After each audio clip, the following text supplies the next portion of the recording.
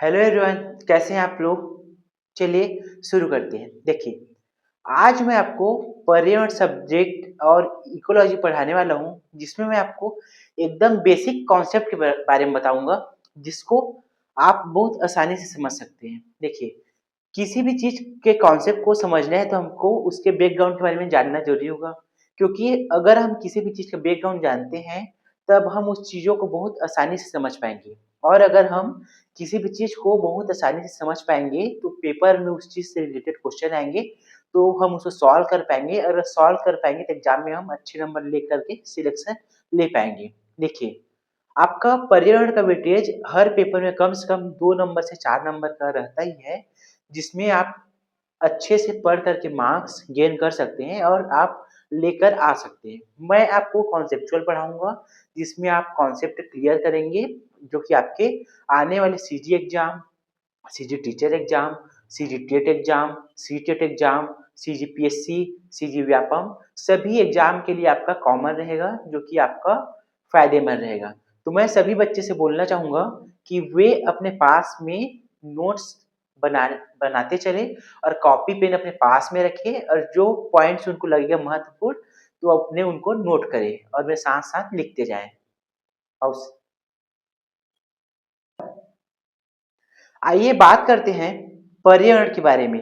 देखते हैं सबसे पहले पर्यावरण क्या है, दूसरा पर्यावरण शब्द कहाँ से आया, तीसरा पर्यावरण का अर्थ क्या है। देखते हैं सबसे पहले पर्यावरण क्या है, अर्थात पर्यावरण की परिभाषा हमारे आसपास पाए जाने वाले सभी सजीव और सभी निर्जीव घटक का जो मिश्रण रहता है, समायोजन रहता है, उसको हम लोग बोलते हैं पर्यावरण। पर्यावरण दो शब्दों से मिलकर बना हुआ है, परि और आवरण, जिसका मतलब होता है हमारे ओर का आसपास का क्षेत्र, जिसको हम लोग बोलते हैं पर्यावरण। तो हमारे आसपास पाए जाने वाले सभी सजीव और निर्जीवों जिसका घटक, इसको बोलते हैं पर्यावरण। बात करेंगे दूसरा शब्द, तो पर्यावरण शब्द बना है इन्वायरमेंट से, जो कि इंग्लिश का एक शब्द है। ये शब्द की उत्पत्ति हुई है फ्रेंच से। फ्रेंच का एक शब्द आता है इन्वायरर, इन वायरोर, ठीक है। इन्वायरर शब्द से बना हुआ है, जिसका मतलब होता है हमारे और आसपास का क्षेत्र, अर्थात हमारे आसपास के चारों ओर का क्षेत्र, हमारे आसपास के चारों ओर का क्षेत्र, हमारे आसपास के चारों ओर का क्षेत्र, हमारे आसपास के चारों ओर का क्षेत्र, जिसके अर्थ के बारे में मैंने आपको बताया कि हमारे आसपास के चारों ओर का क्षेत्र। अब हम बोलेंगे पर्यावरण कहाँ से आया। तो देखिए, पर्यावरण कहीं से नहीं आया है। अब मैं बात करूंगा आपको कि रसायन कहाँ से आया। रसायन जैसे कहीं से नहीं आए हैं, पृथ्वी में पहले से ही तत्व, यौगिक, मिश्रण, अणु, परमाणु, आयन पहले से मौजूद थे, लेकिन किसी किसी वैज्ञानिक ने उसके बारे में बताया। उसी प्रकार पर्यावरण के हमारे सजीव, निर्जीव, पेड़ पौधे, जीव जंतु, ये भी पहले से मौजूद है, जिनके बारे में हमारे जीव वैज्ञानिकों ने बताया और किसी भी चीज के बारे में खोज किया। ठीक है। अब बात करेंगे हमारा पारिस्थितिकी के बारे में। तो पारिस्थितिकी होता क्या है, जिसको हम लोग बोलते हैं इकोलॉजी। देखिए, अब हमारा जो पर्यावरण है, अर्थात सजीव और निर्जीव घटक, ये दोनों एक चक्र के रूप में चलते रहता है। चक्र मतलब सर्कल के रूप में चलते रहता है। तो इनका जो सर्कल है एक चक्र है, तो एक चक्र के रूप में रहता है। और चक्र को हम लोग बोलते हैं तंत्र, निकाय या एक समूह या फिर एक भाग। तो हमारा ये तंत्र रहता है, निकाय रहता है, समूह रहता है, इसी को हम लोग बोलते हैं पारिस्थितिक तंत्र, अर्थात इकोलॉजी। ठीक। देखिए, इकोलॉजी के बारे में मैंने आपको बताया कि पर्यावरण का जो हम अध्ययन करते हैं उसको बोलते हैं इकोलॉजी। तो इकोलॉजी जो है ना, ग्रीक वर्ड के ओइकोस से मिलकर बना हुआ है, जिसका मतलब होता है घर, और लोगोस का मतलब होता है स्टडी, अर्थात पर्यावरण के घर के बारे में अध्ययन करेंगे, जिसको हम लोग बोलते हैं इकोलॉजी। चलिए बात करते हैं इसके प्रतिपादक की। तो इसके प्रतिपादक है अर्नेस्ट हैकल, जिन्होंने हमें इंट्रोड्यूस करवाया। बात करेंगे इकोलॉजी के बारे में, तो यह है जीव और ईवीएस का स्टडी अर्थात अध्ययन। और ये शब्द कब इंट्रोड्यूस हुआ, तो ये इंट्रोड्यूस हुआ 1866 में। ठीक है। देखिए, हमारा अगला प्रश्न है और अगला टॉपिक है सस्टेनेबल डेवलपमेंट अर्थात सतत विकास क्या है? तो देखिए, मैं आपको बताना चाहूँगा कि हमारे बुजुर्ग ने हमको कुछ रिसोर्सेज़ दिया है, जिनका उपयोग हम लोग कर रहे हैं। अब आगे बात करते हैं सस्टेनेबल डेवलपमेंट अर्थात सतत विकास के बारे में। हमारे बुजुर्गों ने हमको बहुत सारे रिसोर्सेज़ दिए हैं, जिनका उपयोग हम लोग करते हैं, तो हमारा भी यह कर्तव्य बनता है कि हमारे आने वाले युवा पीढ़ी लोग के लिए हम कुछ न कुछ छोड़ कर जाएँ, तो इन्हीं चीज़ों का संरक्षण करना पर्यावरण के क्षेत्र में कहलाता है सतत विकास अर्थात सस्टेनेबल डेवलपमेंट। इससे रिलेटेड कुछ 17 रिसोर्सेज़ दिए हैं, जिनको मैं अपने टेलीग्राम चैनल पे डलवा दूँगा, जो ऊपर लिंक पिन करेगा जिस पे आप डाउनलोड कर सकते हैं। तो चलिए इसके बारे में बात करते हैं। चलिए देखते हैं हम। कुछ रिसोर्सेज़ हैं जिनको बचा करके हम अपना भविष्य सुरक्षित कर सकते हैं। सबसे पहले हम लोग का रिन्यूएबल एनर्जी अर्थात ऐसी चीज़ों का प्रयोग कर सकते हैं जिसको हम पुनः चार्ज कर सकते हैं। जैसे पहला सौर ऊर्जा। सौर ऊर्जा का उपयोग करके हम चीज़ों को दोबारा यूज़ कर सकते हैं। दूसरा पवन ऊर्जा अर्थात वायु ऊर्जा। तीसरा जल विद्युत ऊर्जा। अगले हम लोग का प्लांटेशन। हम जितनी मात्रा में प्लांटेशन करेंगे, उतना ज़्यादा वायुमंडल स्वच्छ होगा और वायुमंडल स्वच्छ होगा तो हमारा ऑक्सीजन लेवल बढ़ेगा। ऑक्सीजन लेवल बढ़ेगा तो हमारे लिए अच्छा रहेगा और इसके साथ ही साथ वृक्ष की जो जड़ें हैं, वो मिट्टी को बाँध कर रखती हैं, जिससे मिट्टी का कटाव नहीं होता है और यह वर्षा को बुलाने के लिए बहुत ही कारगर सिद्ध होती है, जो कि हम लोग के लिए बहुत फ़ायदेमंद होते हैं। अगला बात करते हैं वाटर सेविंग।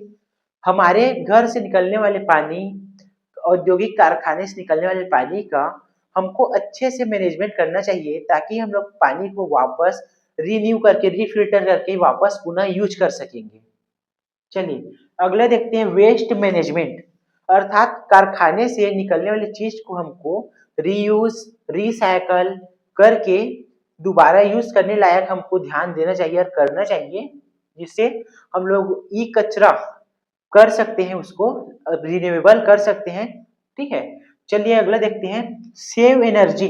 देखिए, अब एनर्जी कंजर्वेशन का सिद्धांत बोलता है कि एनर्जी को ना तो नष्ट किया जा सकता है, न ही उत्पन्न किया जा सकता है, लेकिन one form to another form में कन्वर्ट किया जा सकता है। लेकिन हम एनर्जी कम कंज्यूम करेंगे तो हमारा खर्चा कम होगा, ज़्यादा कंज़्यूम करेंगे तो खर्चा ज़्यादा होगा। तो हमारा कोशिश रहना चाहिए जहाँ हमको ज़रूरत नहीं है तो एनर्जी को कम करें।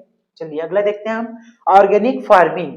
अभी हम लोग देखते हैं कि हर चीज़ में हम लोग पेस्टिसाइड का यूज़ करते हैं खाने-पीने की चीज़ों में, जो कि हमारे स्वास्थ्य के लिए हानिकारक होता है। हानिकारक तत्वों से हमें कैंसर जैसी बीमारी होती है, कई स्किन रोग होती हैं, जिसके वजह से हम ऑर्गेनिक फार्मिंग करते हैं जिसमें हम लोग पेस्टिसाइड का यूज़ नहीं करते हैं, जो कि हमारे सेहत के लिए बहुत अच्छा होता है। तो हमें कुछ सोर्सेस जैसे मैंने आपको बताया, पहला renewable energy, second plantation, third water saving, fourth waste management, fifth save energy, sixth organic farming. इस पे हमें ध्यान देना चाहिए। देखिए, सस्टेनेबल डेवलपमेंट के बारे में मैंने आपको बताया था कि अपने भविष्य की चीज़ों के साथ समझौता न करते हुए वर्तमान की चीज़ें हैं, उनका उपयोग करते हुए भविष्य के लिए जो चीज़ें सुरक्षित रखेंगे उसको बोलते हैं हम सस्टेनेबल डेवलपमेंट अर्थात भविष्य में आने वाले बच्चों के लिए वर्तमान की चीज़ों को बचा करके रखना कहलाता है आपका सस्टेनेबल डेवलपमेंट अर्थात सतत विकास। कुछ टॉप 5 कंट्रीज़ हैं जो कि आते हैं, चलिए मैं बताता हूँ।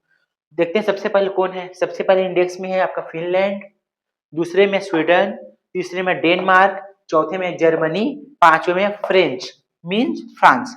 देखिए, पहला फ़िनलैंड, दूसरा स्वीडन, तीसरा डेनमार्क, चौथा जर्मनी, पाँचवाँ फ्रांस। अब बात करेंगे सबसे पहले कब इसकी शुरुआत हुई, तो इसकी शुरुआत हुई थी 1987 में। देखिए, पर्यावरण पढ़ेंगे तो कुछ शब्दावली है अर्थात टर्मिनोलॉजी है, जिसको हमें बार-बार देखना पड़ेगा। जैसे कि हम देखते हैं वायुमंडल, तो बीच-बीच में हमें वायु, जल, स्थल इसके बारे में हमें देखना पड़ेगा। तो जानते हैं वायुमंडल क्या होता है? देखिए, मैंने यहाँ पे लिखा हुआ हूँ कि वायुमंडल क्या होता है? तो देखिए, वायुमंडल जो होता है यौगिक होता है। यौगिक मतलब बहुत सारे गैसों का मिश्रण, जिसमें सबसे ज़्यादा गैस है आपका नाइट्रोजन। कुछ धूल के कण होते हैं, कुछ जलवाष्प के कण होते हैं, जिन सब से मिल कर के यौगिक के रूप में हमारा वायुमंडल बना होता है। कुछ यहाँ पे परसेंटेज हैं जो कि एकदम एग्जैक्ट नहीं है, लेकिन लिख सकते हैं इसको। जैसे आपका nitrogen 78.08%, oxygen 20.95%, argon 0.93%, carbon dioxide 0.04%, neon 0.0018%। ये एकदम एग्जैक्ट नहीं है कि मैंने डेटा दिया कहीं से लिखा हूं मैं। आप अलग अलग किताब देखेंगे तो अलग अलग दिखेगा, मैंने जहां से डेटा कैलकुलेशन किया है और आयोग जहां से लेता है तो उसके हिसाब से मैंने एक देने का प्रयास किया है, ठीक है। इसका एग्जैक्ट अब देखते हैं तो ऐसे ही देते हैं डेटा को, एकदम एक्यूरेट कहीं भी नहीं देता। आप 10 प्रकार का बुक देखेंगे, आप तथाकथित जिस बुक से भी पढ़ेंगे अलग अलग डेटा उसमें दिया जाएगा, एकदम एक्चुअल नहीं है, लेकिन थोड़ा सा लमसम ऐसा ले सकते हैं। जैसा कि मैंने आपको बताया, nitrogen 78.08%, oxygen 20.95%, organ 0.93%, CO2 0.04%, neon 0.0018%।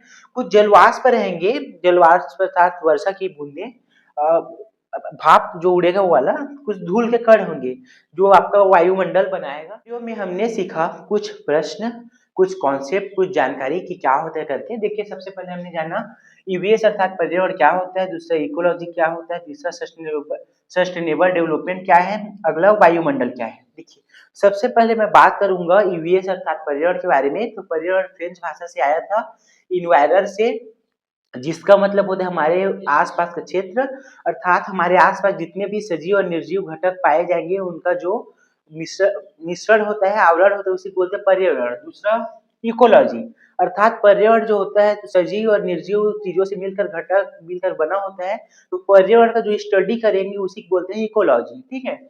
अगला हमारा थर्ड है सस्टेनेबल डेवलपमेंट, अर्थात हमारे वर्तमान में जो चीजें हैं उनको भविष्य के बच्चों के लिए बचा कर सुरक्षित रखना, लेकिन वर्तमान से समझौता नहीं करना, वर्तमान में चीजें उसको उपयोग करना, लेकिन उसको एक नए एनर्जी रूप में उपयोग करना, अर्थात जो चीजें क्षरण हो रही है उनको न करते हुए रिन्यूएबल रूप में यूज कर, रिफिल करके यूज करना कहलाता है सस्टेनेबल डेवलपमेंट।